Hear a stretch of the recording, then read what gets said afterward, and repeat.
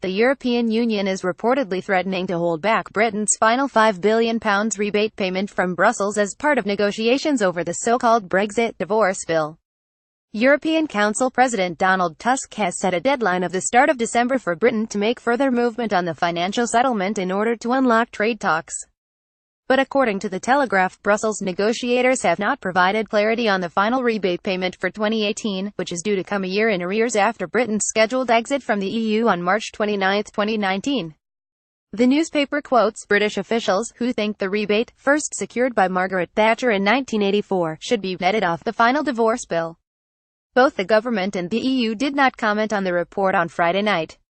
Reports, dismissed as speculation by Downing Street, have suggested Mrs May could be prepared to offer a further £20 billion in payments, which would bring to around £38 billion the total sum Britain is prepared to pay to settle its liabilities, well short of the €60 billion £53 billion sought by Brussels.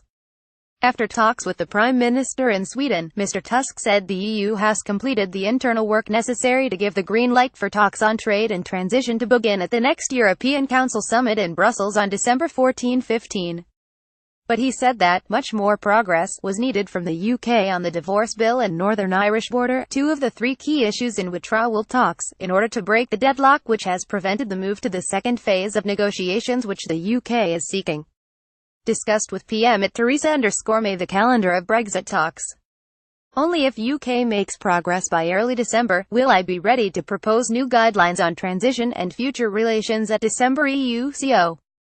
pic.twitter.com/xnf8qbqp6 Donald Tusk at UKO President November 17, 2017. He said he had told Mrs May that this progress needs to happen at the beginning of December at the latest.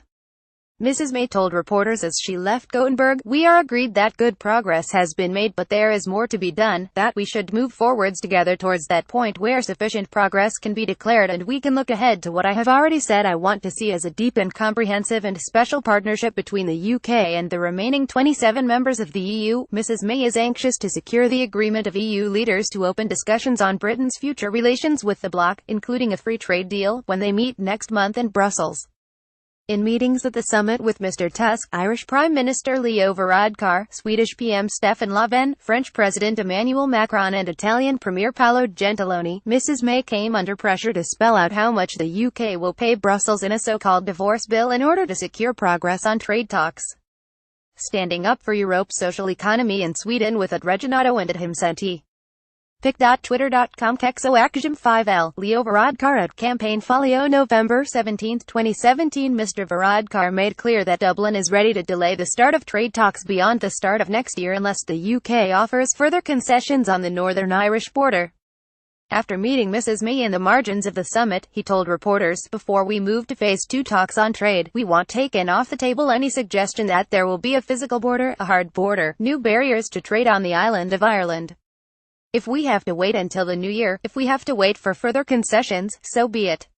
Brexit Secretary David Davis suggested that he wanted to see compromise from Brussels, warning EU leaders that they will get nothing for nothing.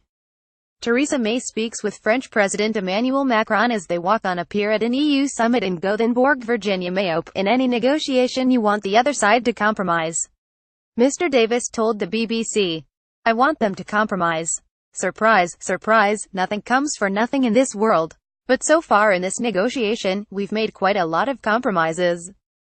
On the citizens' rights front, we've made all the running." Asked about the Brexit Secretary's claim that the UK had made all the concessions so far in the negotiations, Mr Tusk said, "I can say only that I appreciate Mr Davis's English sense of humour.